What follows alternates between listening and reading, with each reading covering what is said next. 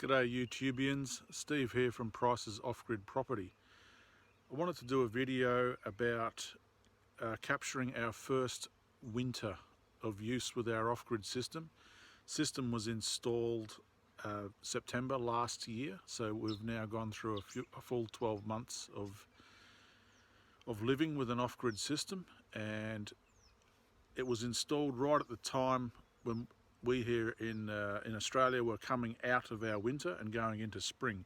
So we never really encountered any of the challenges that come with using the off-grid system in winter. As when we got the system, it was already spring, and we were really climbing out of our winter pattern and into some very good weather, very favourable weather. So we have now gone through and endured, if you like, our first winter of use with an off-grid system, and I wanted to capture some information about that. I didn't really ever feel confident about the system. I guess the system is primarily designed for use in the winter, and it was hard to feel confident about the system until we had really truly gone through a winter cycle. So we've done that now, so I wanted to go through some learnings and some information in regard to that. The main thing I learnt through this whole thing is about the illusion that bright sunshine is all that you need. It is. It's definitely a big factor in the equation, but it's also just the available UV in the middle of winter. Even in a bright sunny day in the middle of winter, when the sun is laid right over, there's so much less power available from the sun to charge your batteries. It takes quite a lot longer to have the same effect, just because of that. There's just a huge reduction in UV where we are in the southwest of Western Australia. So that was one of the learnings, and that was something that I did underestimate. It didn't really hurt us. It wasn't a problem. We still, if there was bright sunshine, we still made ample power. And frankly, there was very few days when we ran into what you'd say trouble, or we were having to be very conservative with our power. I would say it was approximately 6 to 10 days where we had to be very careful through the whole winter cycle, and that's prompted us to look at an auxiliary generator, which I will capture in more detail later on. The other thing I would say, one of the biggest learnings is it's very easy to get wrapped up in thinking about all your kilowatts and your efficiency of your inverters and all that sort of information-based stuff. It really goes away and becomes very unimportant when the primary focus of what you're trying to achieve on a day-by-day basis is to make sure that you enter the nighttime phase of the day with enough power to get you through the nighttime.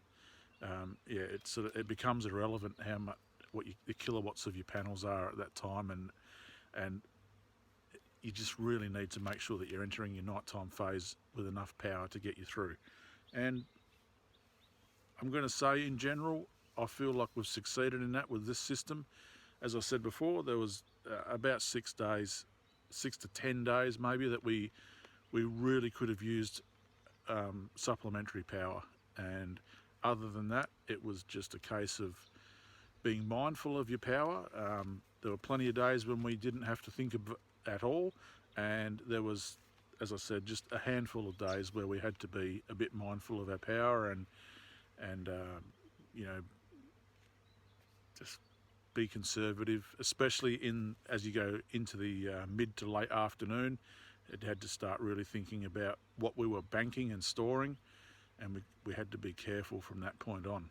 Fortunately, with our lifestyle here, it wasn't a problem. We can adjust and tune our lifestyle to use all our heavy items, our heavy power items in the morning when you've got plenty of time to recover, and we were finding that even if the sun, even on some terrible days where it was raining all day, and really they were the days where we ran into trouble, was the days where it just rained all day, and they were few and far between. There was plenty of rain this winter, but there was also with that it came, a lot of it would either come at night or it would come during the day, and then it would clear up for a couple of hours, and then we would get sunshine coming through, and we would actually get the batteries would get a really good top off.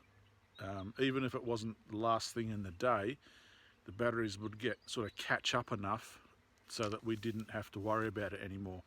And it worked out really good. All in all, it was very successful and very good. The next thing I wanted to talk about was a generator. There was a learning from the generator that I will take you through and give you a look at the generator that I have. It is a Lister. It is a generator that my dad found on a station up near Paraburdoo with some friends of his that live up there. It was on their rubbish tip. He salvaged it, brought it back here, stripped it apart, and rebuilt it for us. And it was a project that he and I did together, which was great. But that's his bread and butter. He's an extremely good mechanic. So where he did his apprenticeship as a kid, these generators were just bread and butter for them. They were almost on every property, on every station, on every farm.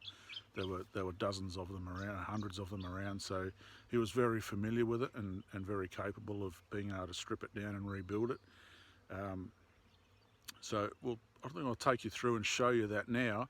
And while I'm doing that, I'll explain the problems that come with it. Unfortunately, it wasn't the resounding success that I hoped for, but I'll go through the details of that while we're looking at the actual generator. So here we are, folks, inside the shed, inside the nerve centre, as I like to call it, with our battery bank there, the 3 Infinisolar inverters, MPP charge controller. I'll start with showing you the Lister generator. For now, I've got it parked right beside the battery bank and inverters. So that Lister LS2 generator with a Modra, it's very hard to see, it's very dark in the background there, but there's a Modra generator on the back of it. This is the one that I mentioned earlier that my dad built up for us. This is a great little generator. It'll constantly churn out 6.8 kilowatts, and it will do that 24 hours a day, 7 days a week. The problem with it is that it is an older style of generator. The alternator on the back does not have what they call an AVR card. The AVR cards are the things that clean up the power and process the power very nicely into the type of power that these inverters like to receive. It's a bit of a trap for young players, this, I've found out. And unfortunately, this generator's turned out to be not as suitable as I'd liked. And the more modern versions of this generator have an AVR card in the back of the generator, which cleans up the power, and the inverters are just instantly compatible with them. We know this because I have plugged in a more modern Honda generator and it interfaced with the inverters immediately. It's just a technology interface thing, and unfortunately the older generators, even though it produces lovely clean 4-pole power, it just does not want to interface with these inverters and is very hard to make it all work and charge batteries as I would like it to. Which brings me to this thing. This is a separate inverter that Chris from Just In Case Solar Panel has donated to my cause here. And what I'm able to do with this is just have it plugged into the generator. This is the back power board of the generator, plugged in, and it just charges the batteries. So it gets us out of trouble, which is great. And it really, for the, say, less than 10 days a year that I'm anticipating that I'll actually need powered backup, it's probably good enough. Would be ideal to have them charging through the inverters, but this will do for now. That Honda generator that I mentioned earlier was a sine wave generator, and as soon as I plugged it in and lit it up, it was talking to the inverters perfectly. It just wasn't big enough to handle the loads that is required to charge these batteries. But yeah, the interface was immediate with the inverters. So something to consider if you are thinking about going with an off-grid and a backup generator to support your off-grid system. Ensure that the generator you choose is sine wave controlled power. Okay, we're back outside again. I just wanted to summarise the content by saying, look, I still really consider this a success.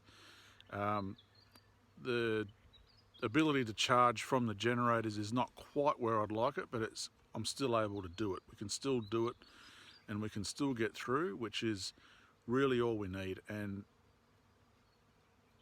for the fact that we probably only need this less than 10 days in a year, it's hard to justify the expense of upgrading the generator. And yeah, I'm still extremely happy with the system. It still does everything I want it to do, and it is really only those handful of days where we've got to be a little bit more careful and consider what we're turning on and what we're turning off. And yeah, it really is not such a big deal in the grand scheme of things. And that's all I wanted to capture in this one, guys. Thank you to the new subscribers. That's great that you've come on board, and if you could give us a like and please comment. I'll, as always, do my best to supply the information as I see it, or if I can't, I'll try and point you in the right direction, someone that can. Thanks guys, ciao.